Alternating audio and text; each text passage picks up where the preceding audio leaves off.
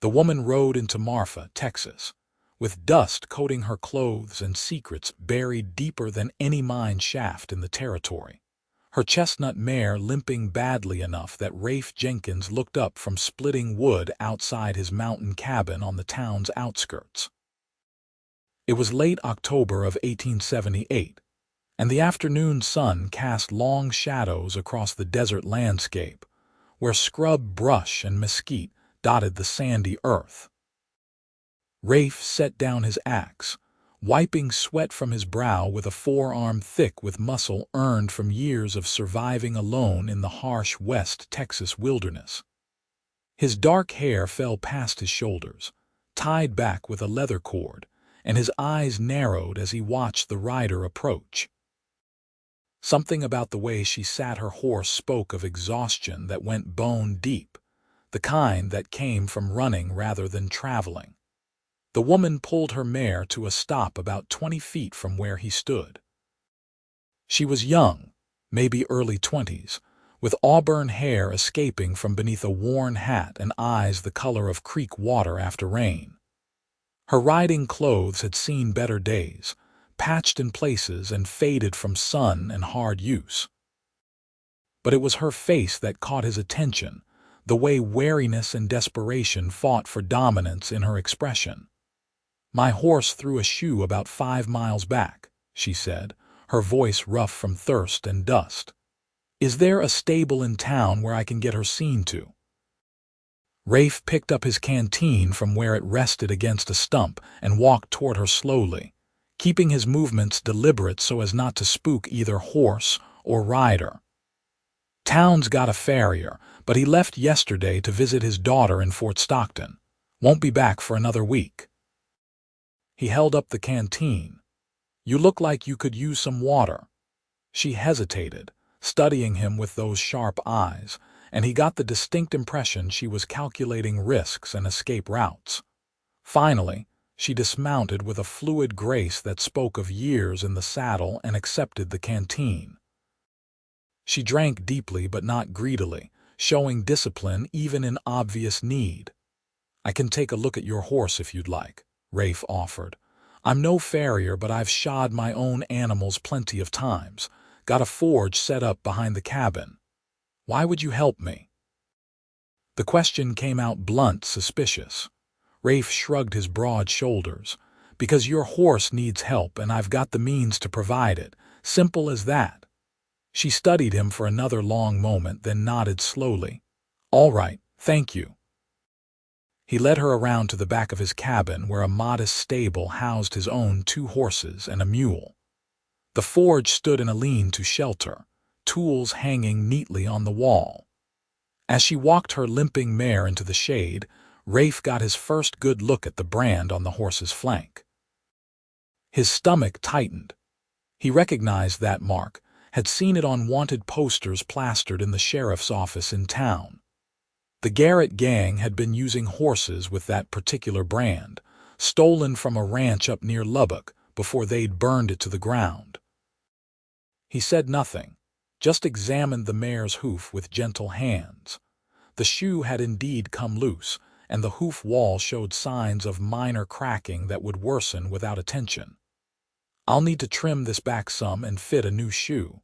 Take me about an hour, maybe less." "I can pay," she said quickly. "We'll settle up after." He glanced at her. "There's a pump over there if you want to wash up. Kitchen doors open if you need to use the facilities inside." She looked at him like he'd grown a second head. "You're inviting me into your home." "Lady, I'm going to be bent over your horse's hoof with my back to you and a hammer in reach. If you meant me harm, you'd have plenty of opportunity. Seems to me we're both choosing to trust each other here." A ghost of something that might have been a smile flickered across her face. "I suppose that's true." She paused. "My name's Clara, Clara Anderson. Rafe Jenkins." He carried the mare's hoof to his workbench and began selecting the tools he'd need. "There's coffee on the stove if you want some. Fair warning, it's strong enough to strip paint." This time she did smile, just a little, and headed toward the pump. Rafe focused on his work. heating metal in the forge and shaping it to fit the mare's hoof. But his mind churned with questions. The brand on that horse meant trouble. Either Clara Anderson was running from the Garrett gang, or she'd been riding with them. Neither possibility was particularly comforting. The Garrett gang had terrorized West Texas and parts of New Mexico for the better part of 2 years. They robbed trains and banks, but that wasn't what made them notorious. They were vicious, killing without hesitation, leaving bodies behind like discarded trash. The law wanted them badly enough that the reward had climbed to $5,000, dead or alive. When Clara returned from washing up, she looked slightly more human, though the shadows under her eyes remained. She carried 2 tin cups of coffee and offered him one. I went ahead and helped myself. Hope that's all right. That's what it's there for. He accepted the cup and took a sip. The coffee was indeed strong, bitter, and hot, exactly how he liked it. You've been on the trail a while, looks like. A few weeks. She wrapped both hands around her cup, staring into the dark liquid. Moving around a lot. Running from something or towards something. Her eyes snapped up to meet his, guarded again. Does it matter? Might. Depends on whether whatever you're running from is going to come knocking on my door. Clara set her cup down on the workbench with deliberate care. I should go. I'll come back for my horse later, pay you then. Hold on. Rafe straightened to his full height, and he was a big man, 6'3" and built like the mountains he'd called home before drifting south to Texas. But he kept his voice gentle. I'm not trying to chase you off. I'm just trying to understand what kind of situation I'm stepping into. You're not stepping into anything. You're shoeing a horse, that's all. That horse has a brand that belongs to animals stolen by the Garrett gang. The color drained from Clara's face so fast Rafe thought she might faint. Her hand moved instinctively toward her hip, where a gun belt would normally sit, but she wasn't armed. That told him something too. I'm not going to hurt you, he said quietly. And I'm not going to turn you in, but I need to know what I'm dealing with here. She stood frozen for a long moment, every muscle tense for flight. Then something in her seemed to crack and she sagged against the stable wall. I rode with them, she whispered. For 2 years I rode with the Garrett gang. Rafe felt his jaw tighten. 2 years with that gang meant she'd witnessed, if not participated in, some terrible things.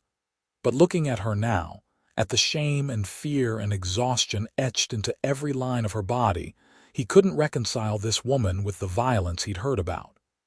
And now, he asked. Now I rode away from them too. Her voice gained strength. 3 weeks ago I took this horse and everything I could carry and I rode away in the night. They'll kill me if they catch me. Why did you ride with them in the first place? Clara laughed, but there was no humor in it. The usual story. I was 16, orphaned and desperate. Jack Garrett found me in El Paso, half-starved and willing to do anything to survive. He offered me food, shelter, protection.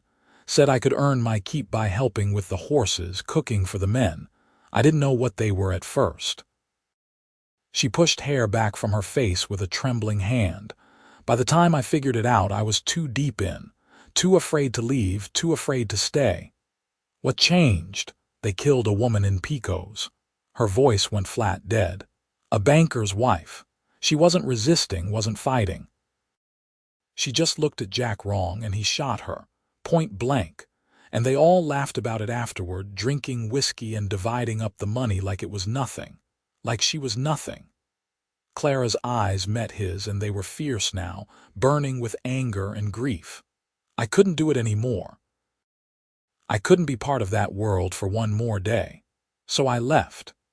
Rafe turned back to the forge, using the motion to buy himself time to think. He'd lived alone in these mountains for 5 years, keeping to himself, avoiding the complications that came with other people. He'd come to Texas to escape his own past, demons that still haunted him sometimes in the dark hours before dawn. The last thing he needed was to get tangled up with an outlaw gang. But looking at Clara, at the way she held herself together through sheer force of will, he couldn't turn her away. She'd made a bad choice when she was young and desperate, and she was trying to make it right. That took courage. "All right," he said finally. "Here's what's going to happen. I'm going to finish shoeing your horse. Then you're going to come inside and eat a proper meal, because you look like you haven't had one in days. After that, we'll figure out what to do next. I can't ask you to do that.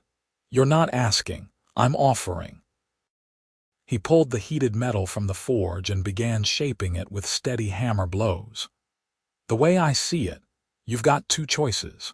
You can keep running, always looking over your shoulder, waiting for Garrett and his men to catch up.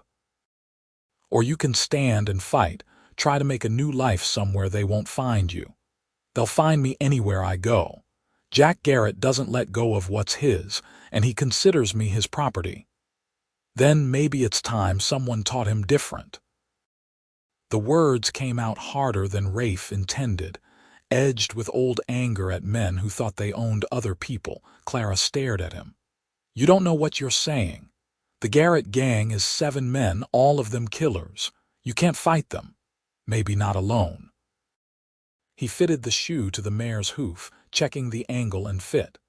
"But I know these mountains and desert better than any outlaw gang, and I know people in town who might be willing to help if we approach this right." "Why?" the question burst from her. "Why would you risk yourself for a stranger?" "For someone who rode with outlaws." Rafe met her eyes over the horse's back. "Because everyone deserves a chance to start over. Because you were a scared kid who made a bad choice and you're trying to fix it. And because I've got my own past I'm not proud of, and people gave me a chance when I didn't deserve one." He went back to work, and for a while the only sounds were the ring of hammer on metal and the occasional stamp of a hoof. When he finished, he led the mare around the small yard, checking her gait. She moved smoothly now, no sign of lameness. "That should hold for a good while," he said, handing Clara the reins. "Though you'll want to have a proper farrier check her when you can." Clara ran her hand down the mare's neck, and Rafe saw tears gathering in her eyes. "Thank you," she managed. "I don't know how to repay you. Come on inside and have something to eat. We can talk more then." His cabin was simple but well kept. One large room with a sleeping area partitioned off by a curtain, a kitchen area with a cast iron stove, and a sitting space with a table and chairs. Books lined shelves on one wall, and pelts hung drying near the door. It was the home of someone who valued solitude but wasn't a hermit, someone who'd built a life here through hard work and determination. Rafe pulled out a chair for Clara at the table, then went to the stove where a pot of stew had been simmering. He ladled generous portions into bowls and set one in front of her along with fresh bread from the Dutch oven. Clara ate like she was starving, which she probably was, but she maintained enough composure not to make herself sick. Between bites, she kept glancing at him as if trying to figure out what kind of man he was. "How did you end up out here?" she asked finally. "Long story. The short version is I got tired of civilization and its complications." He broke off a piece of bread. "I was a trapper up in Colorado, working the high country. Had a partner, a friend from childhood. We made good money, had plans for the future. Then one winter we got snowed in at our camp, supplies running low. There was another group of trappers nearby, and they decided they'd rather steal our furs than work for their own." He paused, the memories sharp even after all these years. "Fight broke out. My partner got killed. I killed 2 of them in return. The law said it was self-defense, but their families didn't see it that way, started a feud that would have gotten more people killed. So I left, drifted south until I found this place." "How long ago was that?" 5 years this past spring." He met her eyes. "Point is, I understand needing to start over, and I understand that sometimes the past doesn't want to let you go." Clara pushed her empty bowl away and wrapped her arms around herself. What do you think I should do? First, you need rest. You're exhausted, and tired people make bad decisions. He stood and moved to the partitioned area, pulling out blankets and a pillow. You can sleep in my bed tonight. I'll take the floor out here. I can't take your bed. You can and you will. Tomorrow, when you're rested and thinking clearly, we'll make a plan. She looked like she wanted to argue but was too tired to manage it. All right. Thank you, Rafe, for everything. He nodded and turned away to give her privacy. As he arranged his own bedding on the floor near the stove, he heard her moving behind the curtain, the rustle of clothing and creak of the bed frame. Within minutes, her breathing had deepened into sleep. Rafe lay awake much longer, staring at the ceiling beams and wondering what he'd gotten himself into. The smart thing would be to send her on her way in the morning with some supplies and his best wishes. Getting involved with her problems could only lead to trouble. But he'd meant what he said about second chances. And there was something about Clara Anderson that called to him, a strength beneath the fear, a determination to be better than her circumstances had tried to make her. He recognized that quality because he'd fought for it himself. As dawn light began filtering through the windows, Rafe finally dozed off, his hand resting instinctively near the rifle he kept within reach. He woke to the smell of coffee and bacon. Sitting up, disoriented for a moment, he saw Clara at the stove, cooking breakfast. She'd braided her hair back and washed her face, looking more composed than she had the night before, though the shadows under her eyes remained. "Morning," she said. "Hope you don't mind. I wanted to do something useful." "I don't mind at all." He stood and rolled his shoulders, working out the stiffness from sleeping on the floor. "How'd you sleep?" "Better than I have in weeks. Your bed is comfortable." They ate breakfast together, and the domesticity of it struck Rafe as oddly pleasant. He'd been alone for so long that he'd forgotten what it was like to share morning coffee with someone, to have conversation over eggs and bacon. "I've been thinking," Clara said, setting down her fork, "about what you said last night, about standing and fighting. And I want to do it. I want to stop running." She looked at him directly.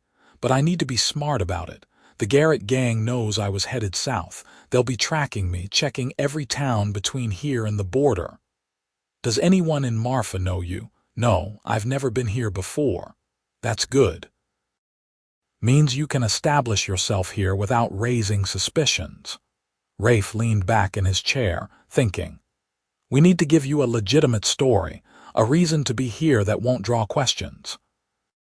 And we need to make sure if Garrett's men do come through, they don't connect you to the woman they're looking for."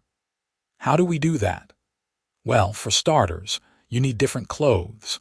Those riding clothes mark you as someone who's been on the trail.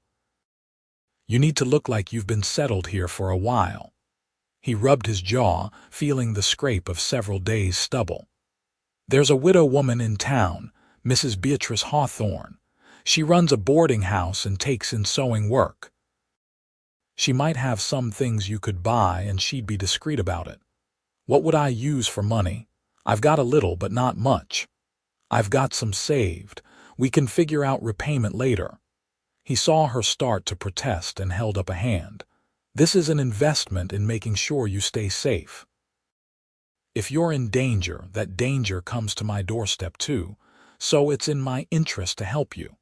Clara nodded slowly. "All right. What's my story going to be?" They spent the next hour working out details. Clara would be his distant cousin, newly arrived from St. Louis after the death of her parents. She'd come west to make a fresh start and was helping Rafe with his small ranch while she figured out her next steps. It was simple enough to be believable and explained why she'd be staying at his cabin. "We should go into town today," Rafe said. "Get you those clothes and introduce you around. The sooner people accept you as part of the community, the safer you'll be." They rode into Marfa mid-morning, Clara on her chestnut mare and Rafe on his buckskin gelding. The town was small, maybe 200 people, with a main street lined by wooden buildings painted in fading colors. There was a general store, a saloon, a church, and the boarding house run by Mrs. Hawthorne. The sheriff's office sat at one end of the street, and Rafe made a mental note to avoid it for now. Mrs. Hawthorne turned out to be a plump woman in her 50s with sharp eyes and a kind smile. She welcomed them into her boarding house, a neat building with lace curtains in the windows and the smell of fresh bread wafting from the kitchen. "Rafe Jenkins, as I live and breathe," she said warmly. "I haven't seen you in town for near about a month. What brings you in today?" "Got someone I want you to meet, Beatrice. This is my cousin Clara Anderson, just arrived from St. Louis. Clara, this is Mrs. Hawthorne, the finest cook in West Texas." "Oh, go on with you." But Beatrice was clearly pleased. She turned to Clara with interest. "St. Louis, you say? That's a long journey." "Yes, madam, but I was ready for a change." Clara's smile was natural, warm, and Rafe was impressed by how easily she slipped into the role. "My parents passed recently and there wasn't much left to keep me there." "Oh, you poor dear. Well, you're in good hands with Rafe. He's a bit rough around the edges, but he's got a good heart."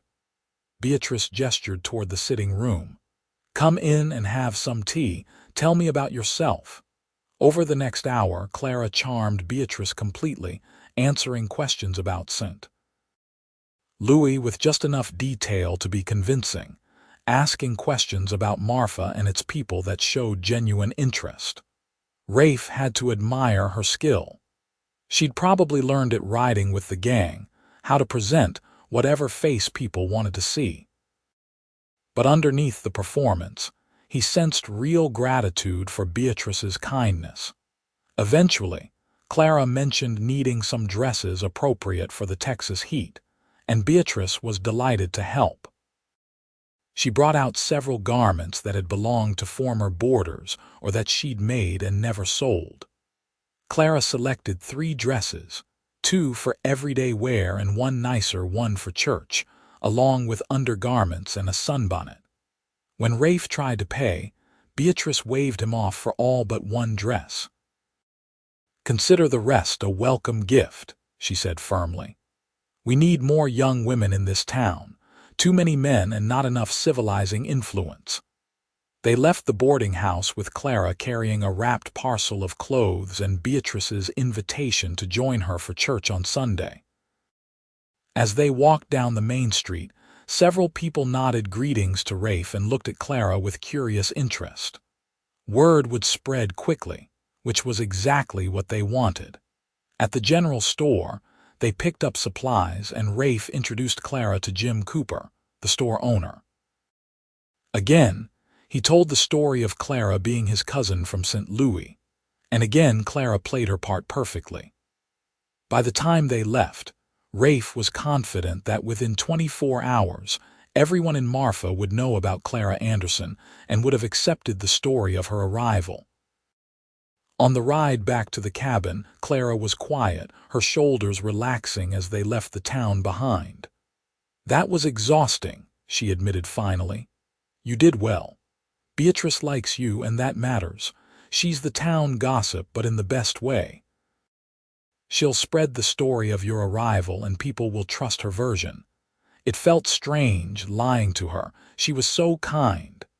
"The best lies are mostly truth. You are starting over. You did lose your family, just not the way we implied, and you are looking for a new life."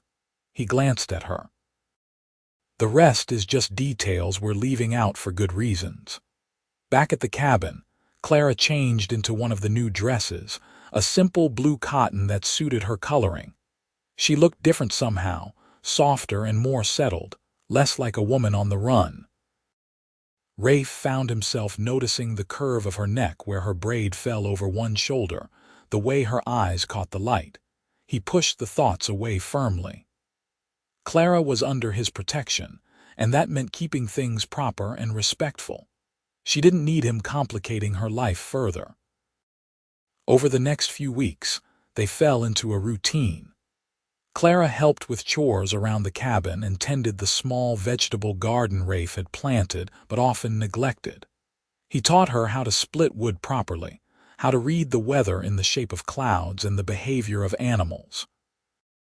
She was a quick learner, soaking up knowledge with an eagerness that spoke of years spent wanting to be useful for something other than crime. They talked while they worked, long conversations that ranged from serious to silly. Rafe learned that Clara loved books, but had barely learned to read before her parents died. She taught herself more in her 2 years with the gang, stealing dime novels and working through them by firelight when the men were drunk or asleep. "I know it sounds stupid," she said one afternoon as they weeded the garden together, "but those stories kept me sane. They reminded me there was another world out there, one where people fell in love and had adventures that didn't involve hurting others. It's not stupid at all." Rafe pulled a stubborn weed from the dry earth. "Books saved me too, in a way. After my partner died and I came here, I didn't talk to anyone for near about 6 months. Just read everything I could get my hands on. It was the only way I could hear other voices in my head besides my own." Clara looked at him with understanding. The loneliness was the worst part, wasn't it? Being surrounded by people but having no one who really saw you. Yes. The single word carried years of isolation. She reached across the garden row and touched his hand briefly, a gesture of connection that sent warmth through his chest. Their eyes met, and for a moment the air between them seemed charged with possibility. Then Clara pulled back, returning to her weeding, and Rafe did the same. But something had shifted between them, an acknowledgement of feelings that neither was quite ready to name. On Sundays, they attended church with Beatrice, and Clara became part of the community in small ways. She helped with the church social, contributed vegetables from the garden to families in need, and befriended several of the other young women in town. Rafe watched her bloom like a desert flower after rain, becoming more confident and settled with each passing day. He was falling in love with her. The realization came to him one evening as he watched her cook dinner, humming softly to herself. It wasn't just her beauty, though she was beautiful. It was her strength, her determination to be better than her past, her kindness despite everything she'd been through. It was the way she laughed at his terrible jokes and challenged him when she thought he was wrong. It was everything about her, but he didn't know if she felt the same way, and he was terrified of pushing her into something she wasn't ready for. She'd been controlled by Jack Garrett for 2 years. The last thing she needed was another man trying to claim her. October faded into November. The desert nights grew cooler, and they spent more time inside the cabin, reading by lamplight or playing cards. Sometimes their hands would brush when reaching for the same thing, and the contact would linger just a moment too long. Sometimes he'd catch her watching him with an expression he couldn't quite read. It was the 3rd week of November when trouble finally found them. Rafe had ridden into town alone to pick up supplies and check his post box. As he was loading his saddlebags outside the general store, a stranger rode down the main street on a dusty gray horse. The man was tall and lean with a face like tanned leather and cold eyes that swept the street with methodical attention. Rafe's instincts screamed danger. He kept his head down, focusing on his task, but he watched the stranger from the corner of his eye. The man stopped at the saloon and went inside. Rafe finished loading his supplies quickly and was about to mount up when Sheriff Tom Bradley emerged from his office. "Rafe, got a minute?" The sheriff was a good man, honest and fair, which made him a rarity in these parts. Rafe liked him, but he didn't want to be seen talking to the law right now, not with that stranger in town. "What can I do for you, Tom?" Had some men come through yesterday asking about a woman. Red-headed, early 20s, riding a chestnut mare. Said she stole the horse from them and they wanted her back. Tom's expression was skeptical. Thing is, these men didn't strike me as honest horse traders, and the description they gave included details about the woman herself that seemed a bit too personal, if you know what I mean. Rafe's blood went cold, but he kept his face neutral. That's so. Yeah. I sent them on toward El Paso, said I hadn't seen anyone matching that description, but I got to thinking afterward about your cousin Clara. She's got reddish hair and she rides a chestnut mare. Clara's from St. Louis. Her horse is her own, bought and paid for. I figured as much, but I thought you should know there are men asking questions. Tom glanced toward the saloon, including that fellow who just rode in. He's been nursing a beer for the last 20 minutes, asking Jim at the bar if any new people have come to town recently. Appreciate the warning, Tom. Rafe. The sheriff's voice stopped him as he started to mount up. If your cousin is in some kind of trouble, I can help. That's what the law is for. She's not in trouble. She's just trying to start a new life, and there are people who'd rather she didn't. Tom nodded slowly. Understood. But if those people bring trouble to my town, I'll deal with it accordingly.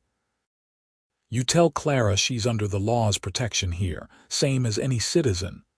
I'll tell her. Thanks, Tom.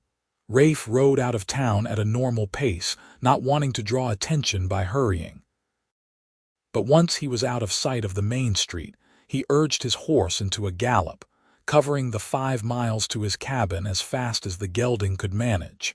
Clara was hanging laundry when he arrived, and she knew immediately something was wrong. What happened? They're here. Garrett's men are in Marfa asking questions. He dismounted quickly, already planning. We need to assume they'll find their way here eventually. The story about you being my cousin might hold for a day or two, but if they're determined, they'll figure it out. The color drained from Clara's face, but her voice stayed steady. Then I need to leave, now, before they connect you to me. No. The word came out more forcefully than he intended. I'm not letting you run again. We need to be smart about this. Rafe, you don't understand. If they find me here, they'll kill you just for helping me. Jack doesn't leave witnesses. Then we make sure they don't find you here. His mind raced through options. There's a line shack about 10 miles north, up in the hills. I use it sometimes when I'm hunting. You can hide there while I figure out what they know and what they're planning. That's just delaying the inevitable, maybe, or maybe it gives us time to find a permanent solution. He met her eyes. Trust me, Clara, please. She stared at him for a long moment, then nodded. All right. But if this goes wrong, you leave me to them and save yourself. Promise me. I'm not promising that. Rafe, no. He stepped closer, close enough that he could see the flecks of green in her eyes. I'm not going to let them take you. I'm not going to let them hurt you. Whatever happens, we face it together. Something flickered in her expression, hope and fear, and something else that made his heart pound. Why are you doing this? Really? Because I love you. The words came out before he could stop them, raw and honest. I've been trying not to say it, trying not to put that pressure on you. But if they're coming for you, if this might be our last chance to talk, then I need you to know. I love you, Clara. I love your strength and your courage and the way you keep trying to be better. I love how you hum when you're cooking and how you argue with me about books. I love everything about you. Tears spilled down her cheeks, but she was smiling. I love you too. I've loved you almost from the beginning, but I was afraid to say it. Afraid that I'd drag you down with me, that loving me would be your death sentence. Rafe cupped her face in his hands, thumbs brushing away tears.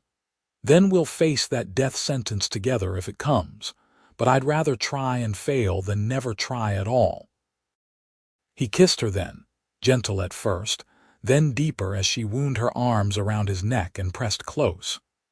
She tasted like tears and hope and home, and Rafe felt something in his chest unlock, a door he'd kept closed for too long swinging open. When they finally broke apart, both breathing hard, Clara rested her forehead against his. "We're probably both fools." "Absolutely. But at least we're fools together." He forced himself to step back, though it was the last thing he wanted to do. "Come on. We need to get you to that line shack before dark, and I need to get back to town to see what I can learn."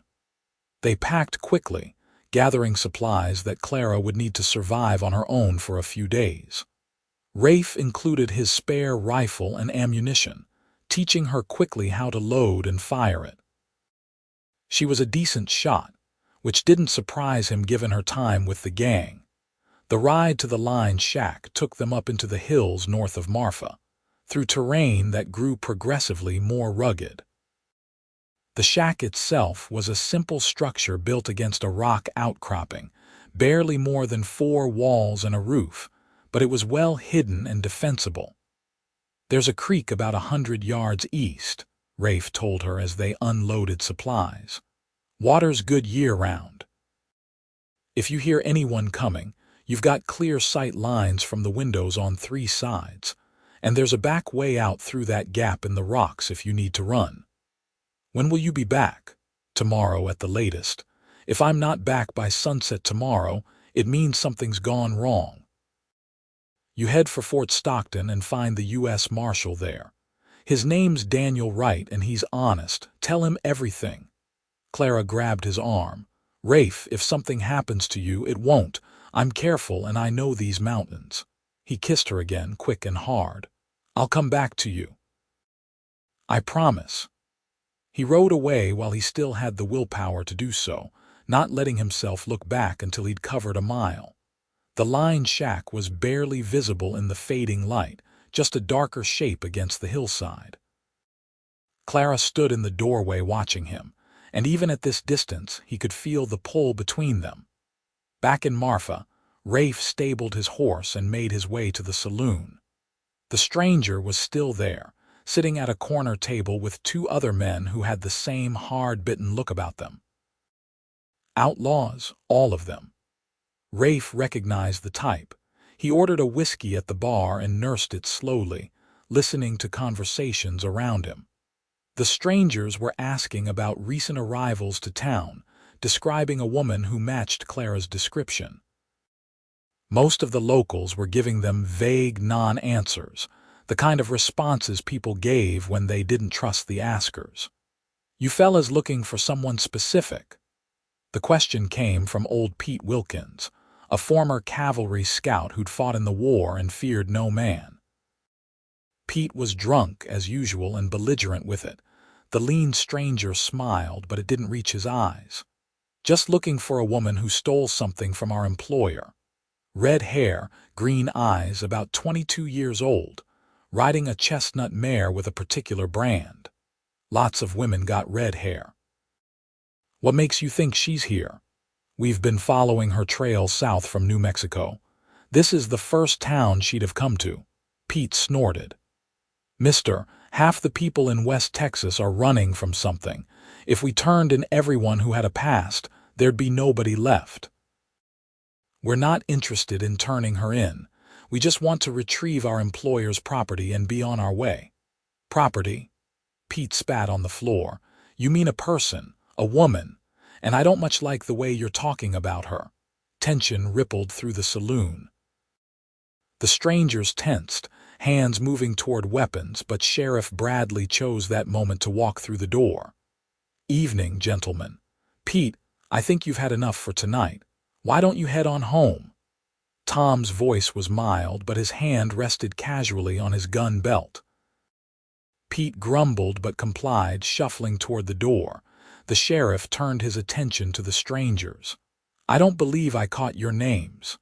"We're just passing through," the lean man said. "Looking for a stolen horse is all. Funny thing about that. You come into my town asking about a woman, but you say you're looking for a horse. Which is it?" "The woman stole the horse. They go together." "Well, I haven't seen anyone matching that description, and even if I had, I'd need proof of ownership before I helped you take anyone's property." Tom's smile was as friendly as a rattlesnake's. You boys planning to stay in town long, just until we find what we're looking for. Then I suggest you get to looking elsewhere because she's not here." The sheriff's tone made it clear the conversation was over. The strangers exchanged glances, and Rafe saw calculation in their eyes. They didn't believe Tom, but they weren't ready to push him yet. That would change once they started asking more specific questions and learned about Clara's arrival. Rafe finished his drink and left the saloon, making his way back to his cabin in the dark. He didn't sleep much that night, lying awake with his rifle across his lap, listening for the sound of approaching riders. Dawn came cold and clear. Rafe made coffee and forced himself to eat, knowing he'd need his strength for whatever came next. He was checking his weapons when he heard horses approaching. 3 riders, coming at a steady pace. The strangers from the saloon. Rafe stepped out onto his porch, rifle held casually but ready. The lean man pulled his horse to a stop 20 feet away, his companions flanking him on either side. "Heard you had a cousin come to visit recently," the man said. "Woman from St. Louis, red hair." "What of it? We'd like to talk to her. Ask her some questions about a horse that went missing." "My cousin's business is her own, and her horse is her property, bought and paid for back in St. Louis, so you've got no claim on it or her." The lean man's smile was cold. "See, that's where you're wrong. The woman we're looking for didn't come from St. Louis. She came from New Mexico, and she stole a valuable horse from our employer. Now, we can do this easy or we can do this hard, but either way we're going to talk to your cousin. She's not here. Then where is she? None of your concern." Rafe levered around into his rifle's chamber, the sound loud in the morning quiet. "I think it's time you boys moved along." One of the other men, a stocky fellow with a scarred face, laughed. "You think you can take all 3 of us? Don't have to take you. Just have to slow you down long enough for the sheriff to get here. And I sent a boy into town at first light to fetch him, told him if I fired a shot to bring help running." The lie came easily. "So unless you want to explain to the law why you're threatening citizens on their own property, I suggest you ride out." It was a bluff, and a thin one, but the strangers hesitated. They were wanted men, Rafe was certain of that. The last thing they needed was a confrontation with a sheriff who clearly didn't trust them. "This isn't over," the lean man said finally. "Jack Garrett wants his property back, and what Jack wants he gets. You're just delaying the inevitable. Then Jack Garrett can come talk to me himself, if he's got the guts to show his face." The strangers wheeled their horses and rode off, but Rafe knew they'd be back. And now they'd report to Garrett that Clara was somewhere in the area. Time was running out. He waited until the riders were out of sight, then saddled up and headed for the line shack. Clara met him at the door, rifle in hand, and the relief on her face when she saw him made his heart ache. "They found you," she said, reading his expression. "They found the cabin. They know about you being my cousin, but they haven't figured out where you are yet." He dismounted and tied his horse to the hitching post. "We've got maybe a day, 2 at most, before they start searching the hills. Then I need to leave Marfa entirely, head for Mexico maybe, or California. Or we end this." Rafe had been thinking all through the ride here, turning over options. "You said Jack Garrett thinks of you as his property. That means this is personal for him, not just about the horse. He liked controlling me. I think it made him feel powerful, having someone who depended on him completely." Clara's voice was tight with old anger. "When I left, I took that power away. He'll want me back just to prove he can take what's his. Then we use that against him. We set a trap. Rafe, no, that's too dangerous. Everything about this situation is dangerous. At least this way we're choosing the battlefield." He laid out his plan, and Clara listened with growing alarm. "You want to use me as bait," she said when he finished. "You want to let Garrett think he's got me cornered, then ambush him." Not just me. Sheriff Bradley will help. He doesn't like Garrett's men being in his town, and he's smart enough to know they're more than just horse thieves. If we can take out Garrett and his men, you're free. No more running. And if it goes wrong, if they kill you, then you run and you keep running and you make a life somewhere they'll never find you. He took her hands in his. But I don't think it will go wrong. I think we can do this. Clara searched his face for a long moment. You're sure about this? About risking everything for me? I've never been more sure of anything in my life. She kissed him then, deep and desperate, pouring everything she felt into the contact. When they broke apart, her eyes were fierce. All right, we do this, but we do it smart and we stack every advantage in our favor that we can. They spent the rest of the day planning, working through every detail. Rafe would go to Sheriff Bradley and tell him the truth, or at least enough of it. Clara had witnessed crimes committed by the Garrett gang. She was willing to testify against them if the law could protect her. In return, she wanted immunity for her own actions while riding with the gang. Tom's a good man, but I don't know if he'll go for it, Rafe warned. Then we make sure he understands the stakes. The Garrett gang has killed at least 15 people that I know of. They've robbed trains, banks, and stagecoaches. If my testimony can help put them away, that's worth something. That evening, Rafe rode into town and went straight to the sheriff's office. Tom was at his desk, writing reports by lamplight. He looked up when Rafe entered and gestured to a chair. Figured I'd be seeing you before too long. You ready to tell me the truth about your cousin? Her name is Clara Anderson, and she rode with the Garrett gang for 2 years. But she wasn't part of their crimes. She was. Rafe struggled for the right words. She was a prisoner who didn't realize she was in prison until it was almost too late. 3 weeks ago, she escaped. Now Jack Garrett wants her back, and his men are in your town looking for her. To Tom's credit, he didn't react with surprise or anger. He just leaned back in his chair and steepled his fingers. Go on. Rafe told him everything, or nearly everything.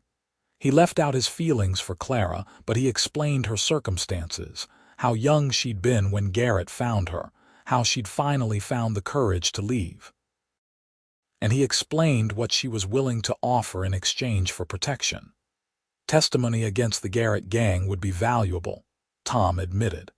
But I can't promise immunity without talking to the U.S. Marshal, and even if I could, putting her on the witness stand means exposing her to retaliation. Only if Garrett's alive to retaliate.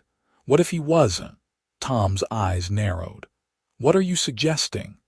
I'm suggesting that Jack Garrett and his men are wanted outlaws with prices on their heads. If they were to meet with an unfortunate accident while resisting arrest, well, that would solve a lot of problems. That's close to vigilante justice, Rafe. It's survival. You've seen his men. You know what kind of people they are. If we don't stop them here, they'll keep terrorizing people from here to the Mexican border, and Clara will spend the rest of her life running. The sheriff was quiet for a long moment, weighing the law against justice. Finally, he sighed. All right, here's what we'll do. I'll deputize you and a few other men I trust. We'll set up an ambush and we'll do it by the book. If Garrett and his men surrender, we take them in. If they fight, we defend ourselves accordingly. But we do this legal or we don't do it at all. Agreed. Rafe felt relief wash through him. Thank you, Tom. Don't thank me yet.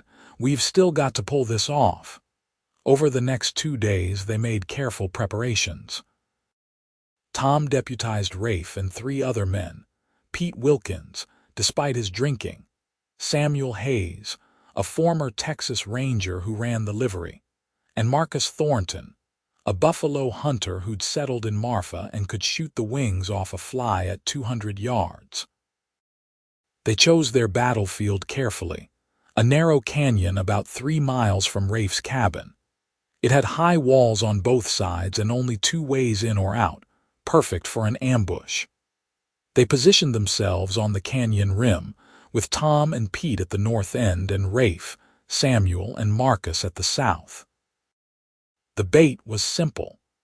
Rafe let it be known in the saloon that his cousin had returned to his cabin and would be leaving for El Paso the next morning. He made sure the lean stranger overheard, made sure the man saw him buying supplies for a journey. That night, Rafe stayed at his cabin with Clara, who'd insisted on being present despite his protests.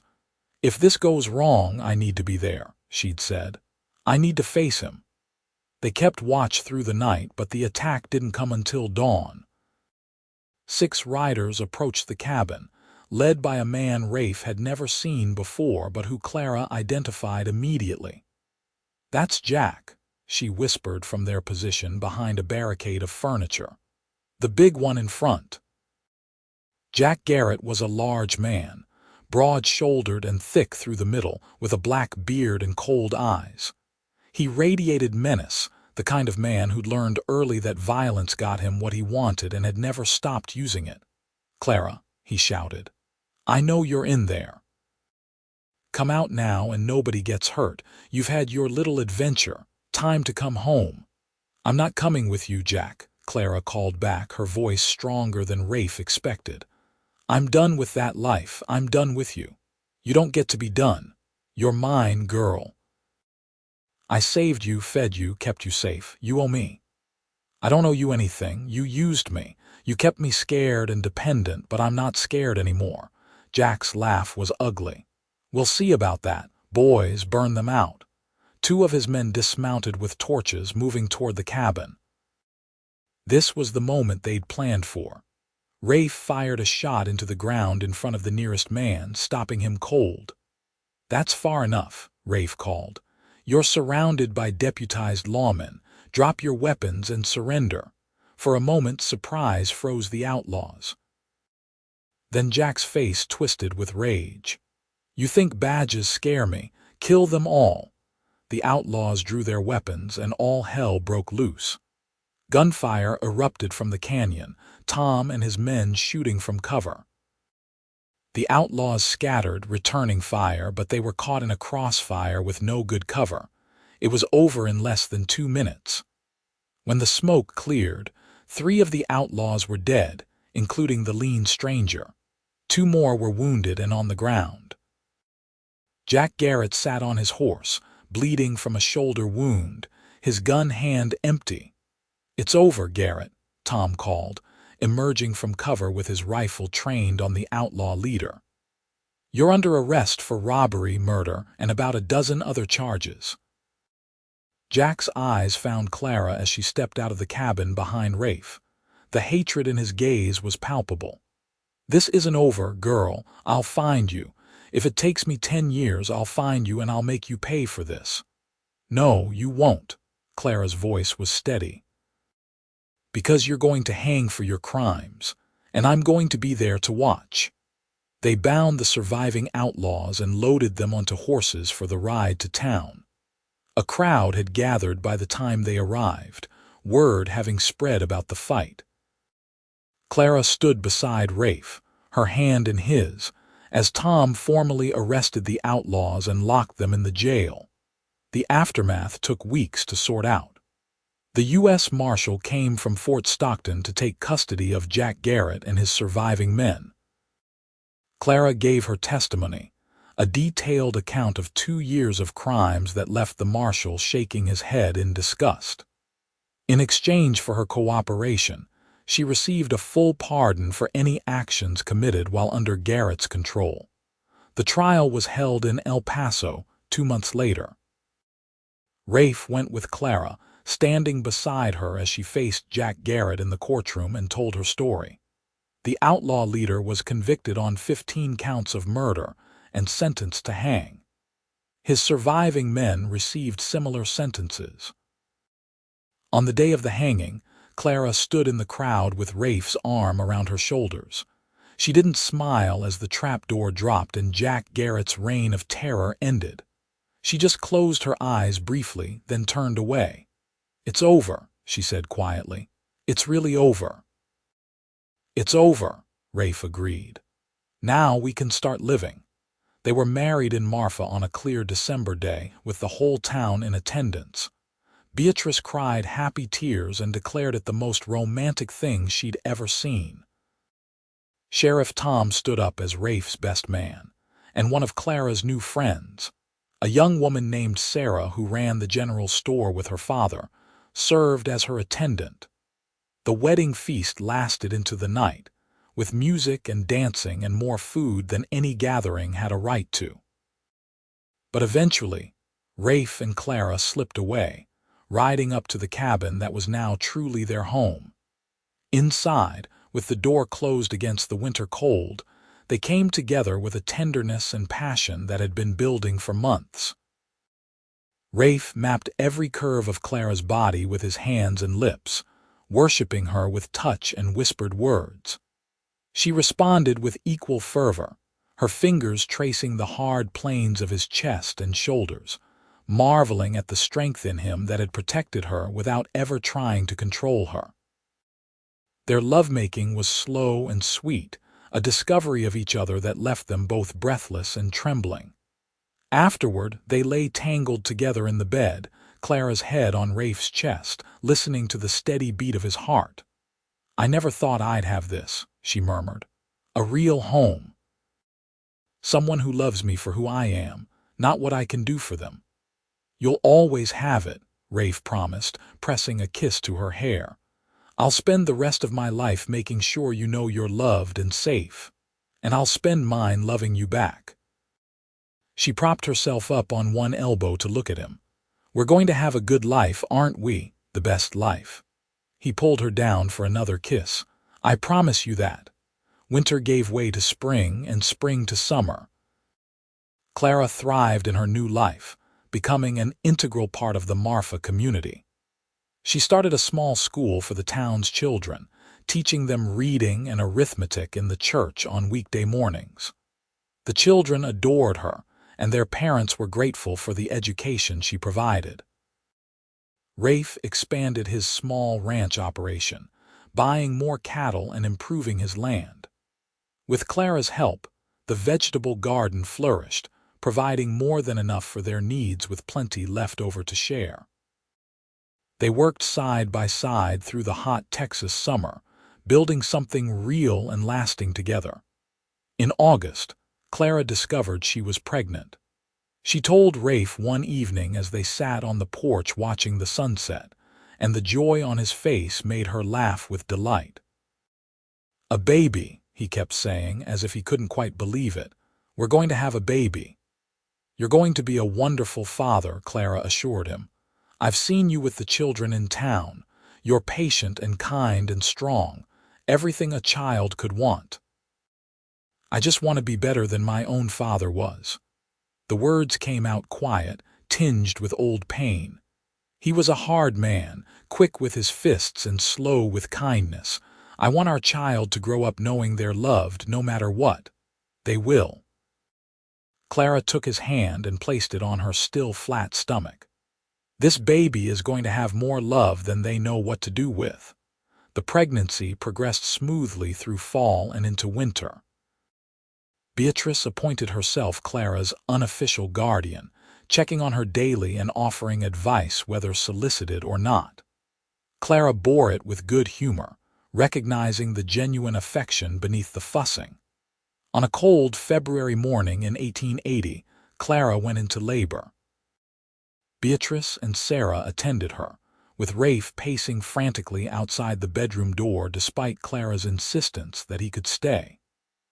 After 6 hours of labor, Clara delivered a healthy baby boy with a shock of dark hair and lungs that announced his arrival to the whole territory. Rafe held his son for the first time with hands that trembled with awe and fear. "He's perfect," he whispered. "Clara, he's absolutely perfect." "He is," she agreed, exhausted but radiant. "What should we name him?" They discussed names but never quite settled on one. Now, looking at his son, Rafe knew exactly what felt right. "Thomas, after the man who helped save your life and gave us our chance." "Thomas Jenkins," Clara smiled.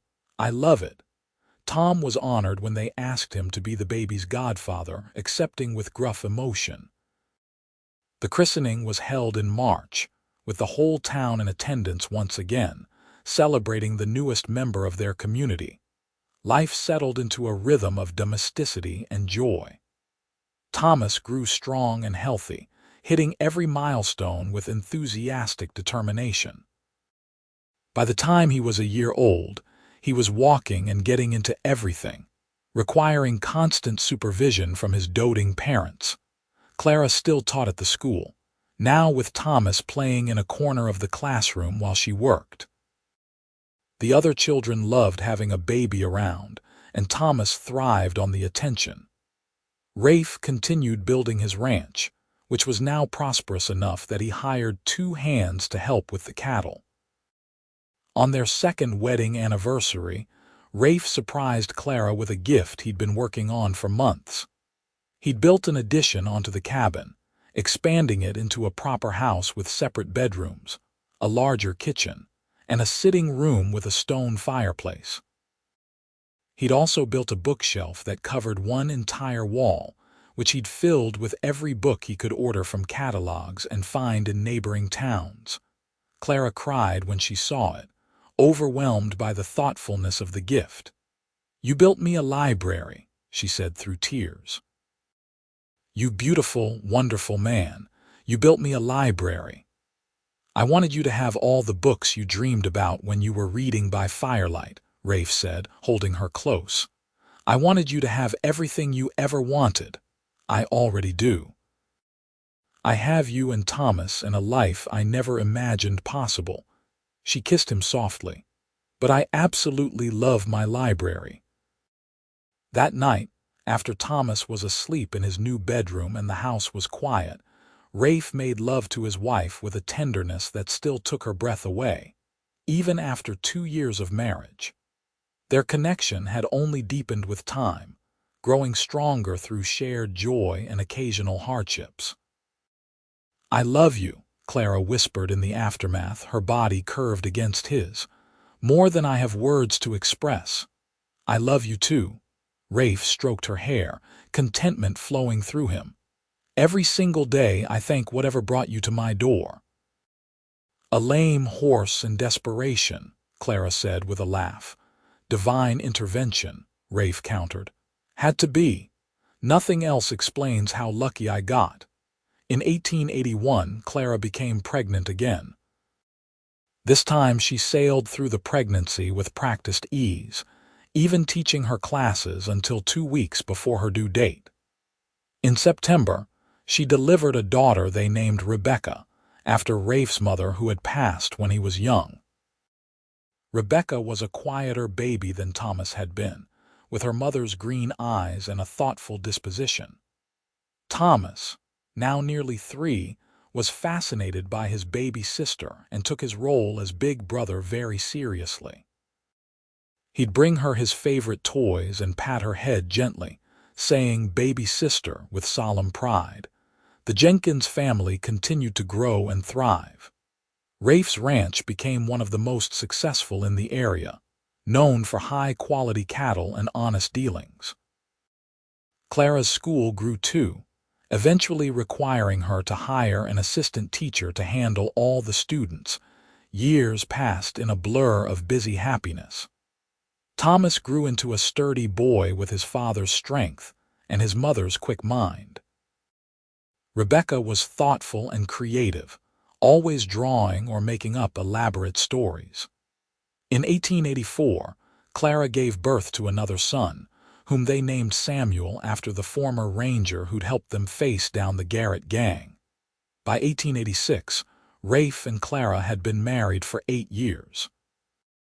Rafe was 35 now, his hair showing some silver at the temples but his body still strong from constant work. Clara was 29, more beautiful to him than ever, with laugh lines around her eyes and a confidence that came from years of being loved and valued. One evening in late spring, after the children were asleep, they sat together on the porch as they had so many times before. The desert stretched out before them, painted in the purples and golds of sunset, and the air was sweet with the scent of sage and mesquite. "Do you ever think about how different things could have been?" Clara asked, her hand in Rafe's.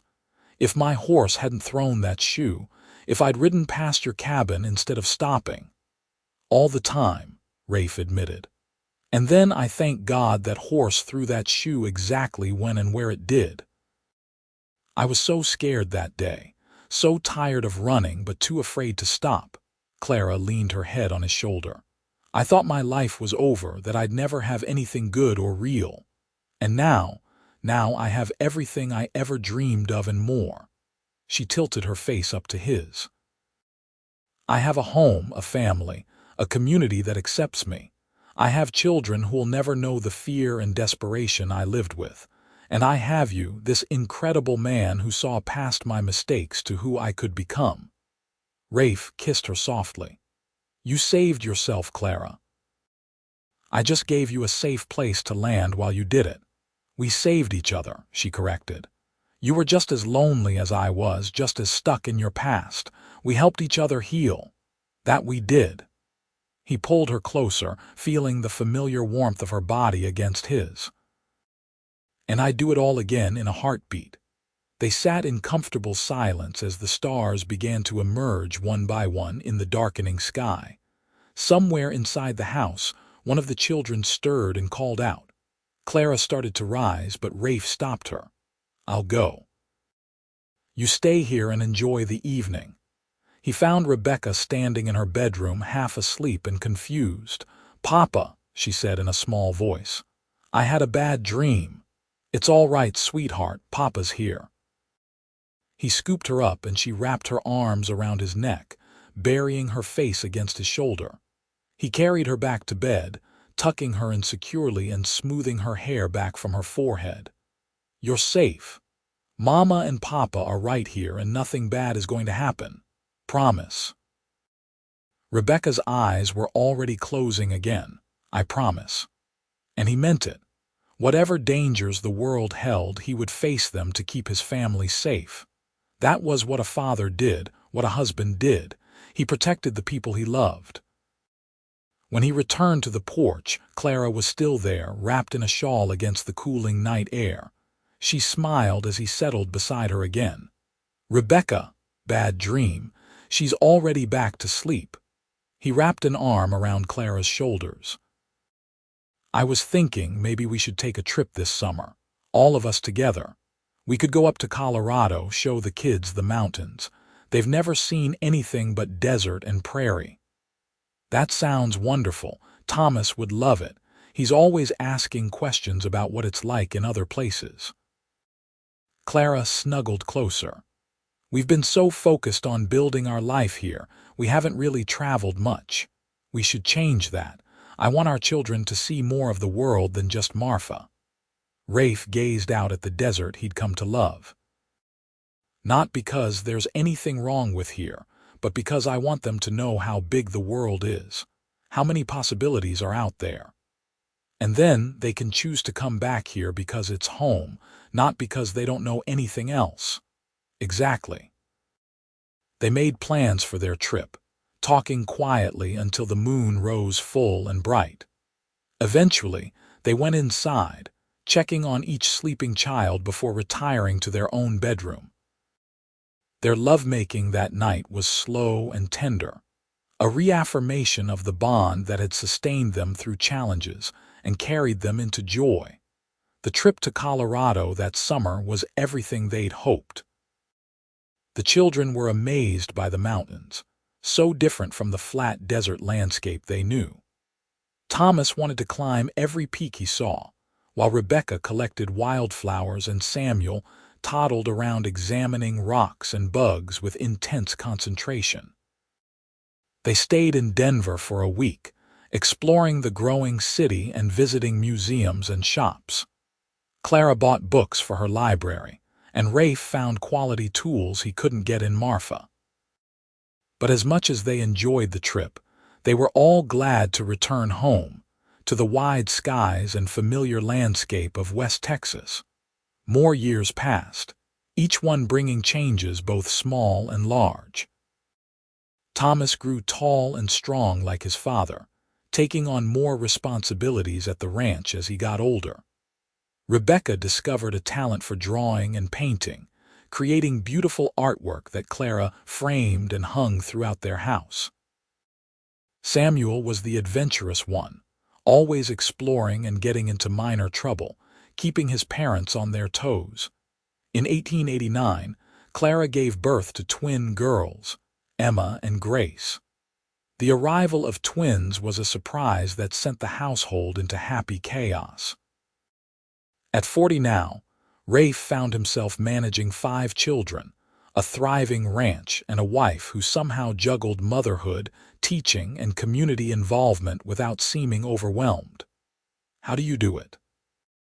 he asked her one particularly hectic evening after the twins had finally been put to bed, and the older children were settled with homework and quiet activities. "Do what?" "Everything. You never seem stressed or overwhelmed, even when the house is absolute chaos." Clara laughed, the sound rich and warm. "Oh, I get stressed. I just don't show it because if I fall apart, everything else falls apart." She moved into his arms, resting her head against his chest. "But honestly, I'm happy. Even when it's chaotic and exhausting, I'm happy. This is the life I wanted, the life I never thought I'd have." "Me too." Rafe held her close, breathing in the scent of her hair. "Every day with you is a gift." "Such a romantic," she teased, but her eyes were soft. "Even after all these years. Especially after all these years. I know what I have, and I never take it for granted." By 1892, their life had settled into a comfortable pattern. Thomas was 16 now, practically a man, working the ranch alongside his father and showing real talent for the business. Rebecca was 14, helping her mother at the school and dreaming of becoming a real artist someday. Samuel, at 12, had declared his intention to become an explorer and map uncharted territories. The twins, now 3, were a whirlwind of energy and mischief who kept everyone entertained. Rafe was 41 now, still strong but starting to feel the aches and pains that came with age and hard work. Clara was 34, her beauty matured into something even more striking than her youth had been. Gray streaked her auburn hair and lines marked her face, but to Rafe she was more beautiful than ever. One anniversary, their 14th, Rafe took Clara back to the spot where they'd first kissed, near the forge behind what was now just a storage building since they'd built the bigger house. He'd arranged for Beatrice to watch the children for the evening, giving them a rare few hours alone. "Remember standing right here?" he asked, pulling her close. "You just told me about riding with the Garrett gang and I just promised to help you." "I remember." I was so scared, but also so hopeful for the first time in years. Clara wrapped her arms around his waist. "You gave me back my life that day. You gave me back mine. I was just existing before you came along, going through the motions.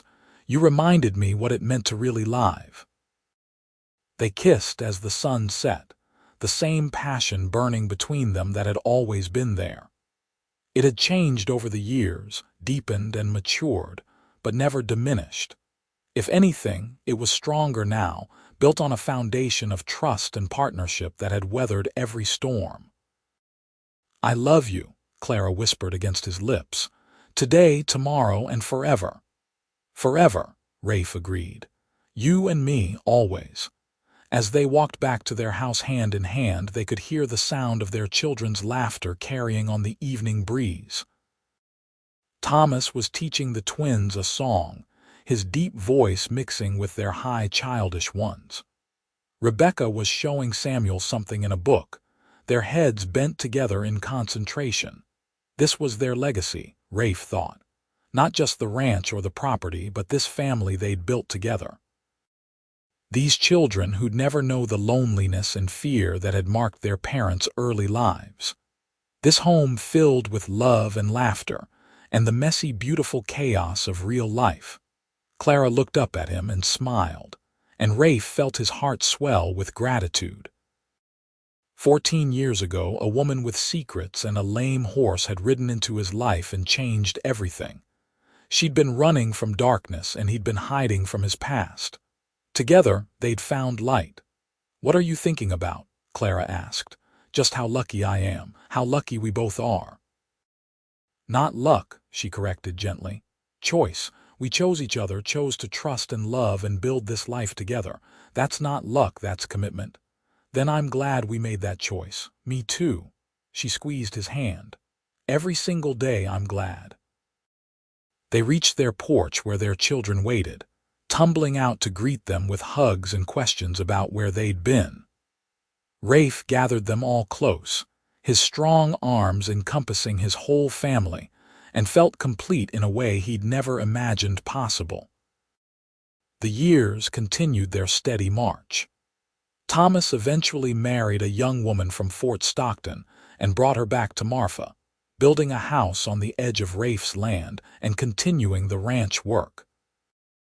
Rebecca went to San Antonio to study art, returning home with a portfolio of stunning work and a commission to paint a mural in the new town hall.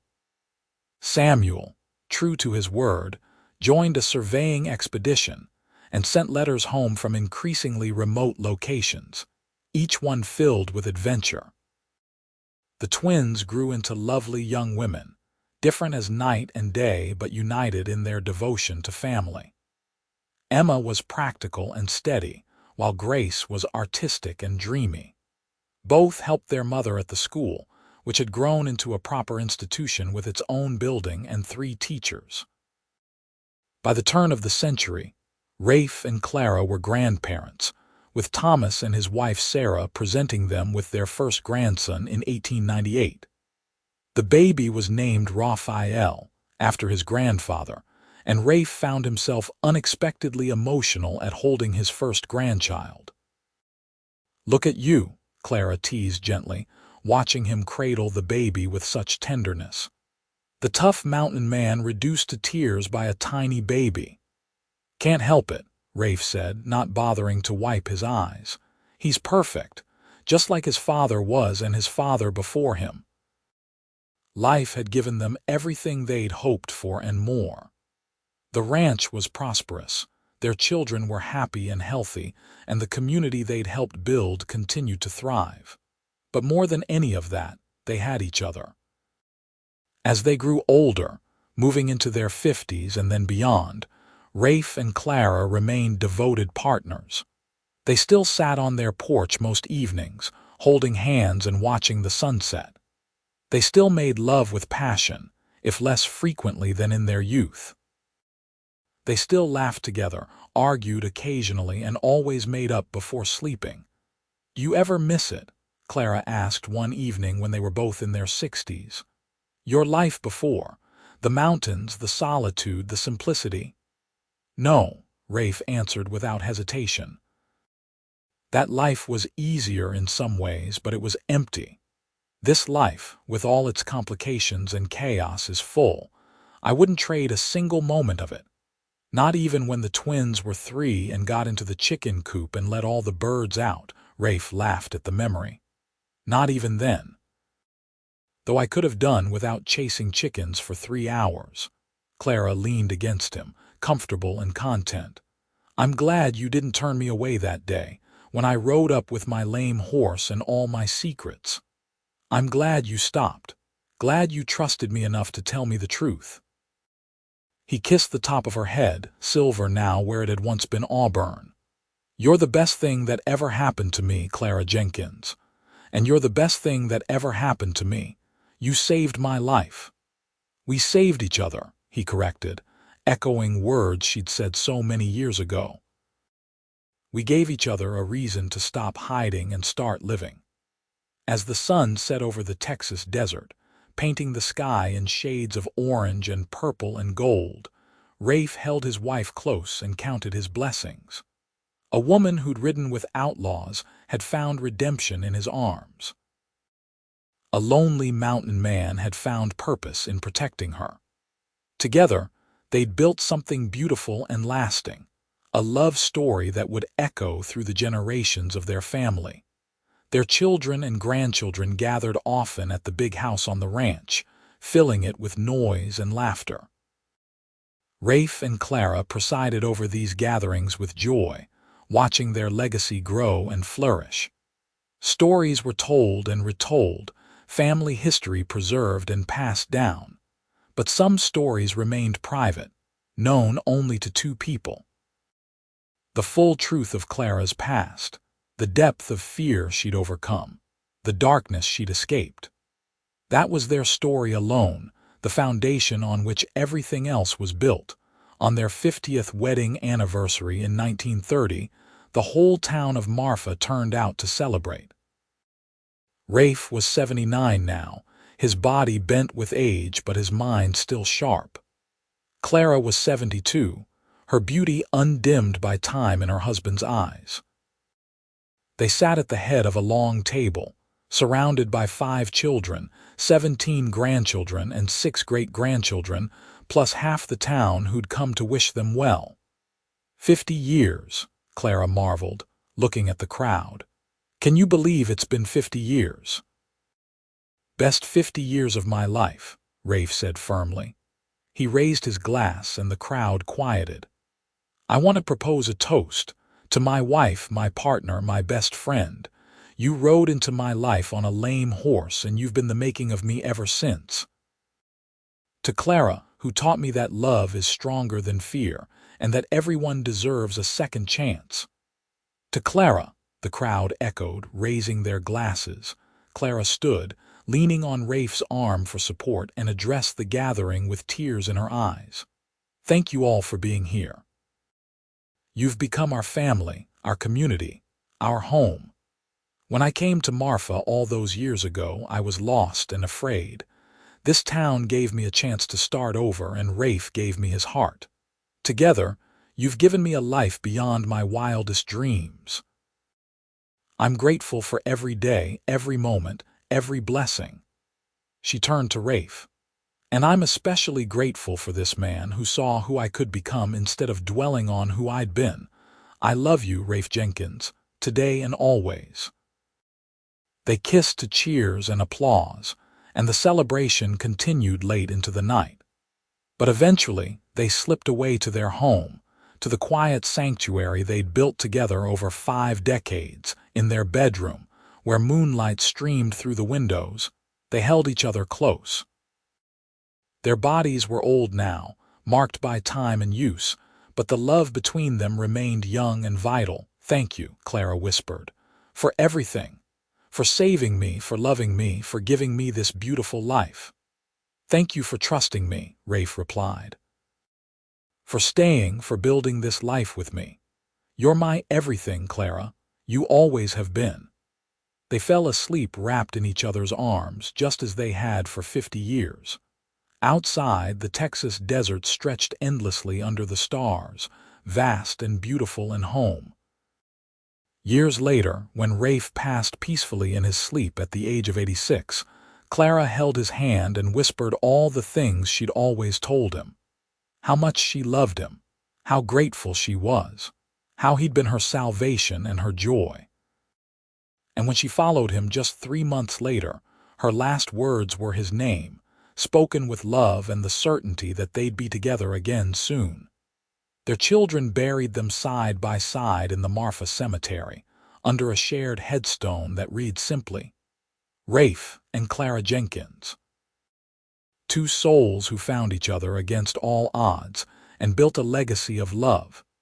The ranch passed to Thomas, who ran it with the same integrity his father had shown. The school that Clara had founded continued to educate children for generations. But their greatest legacy was the family they'd built, dozens of descendants who carried forward the lessons they'd taught about love, redemption, and second chances. The story of how they'd met became family legend, told and retold at gatherings.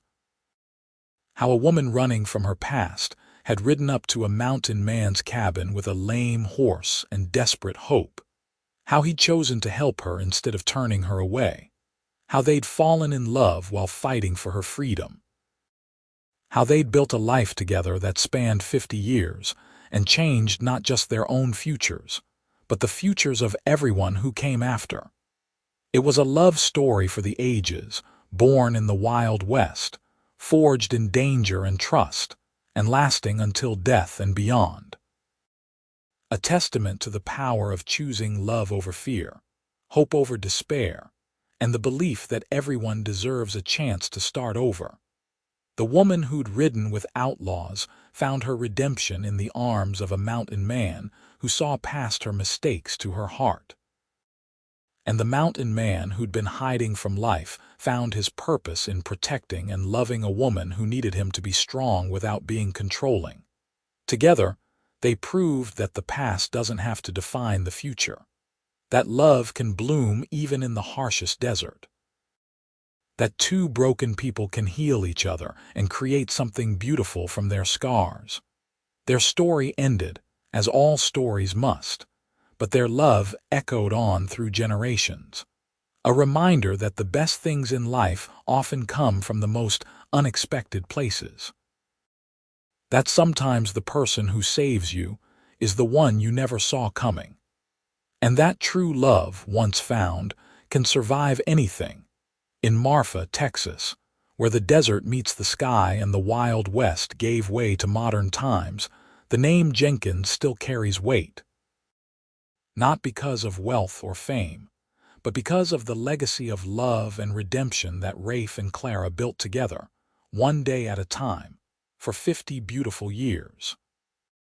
And somewhere in whatever lies beyond this life, two souls who found each other against all odds are together still, their hands entwined, their love eternal, proof that some bonds are too strong for even death to break. The end came peacefully for both of them, surrounded by love and legacy, secure in the knowledge that their lives had mattered, that their love had created ripples that would extend far beyond their own lifetimes. They had started with nothing but each other and built everything that mattered. That was their story. A mountain man who discovered she'd ridden with outlaws, a woman who said she'd ridden away from them too, and a love that conquered fear, redeemed past mistakes, and created a future brighter than either had dared to dream.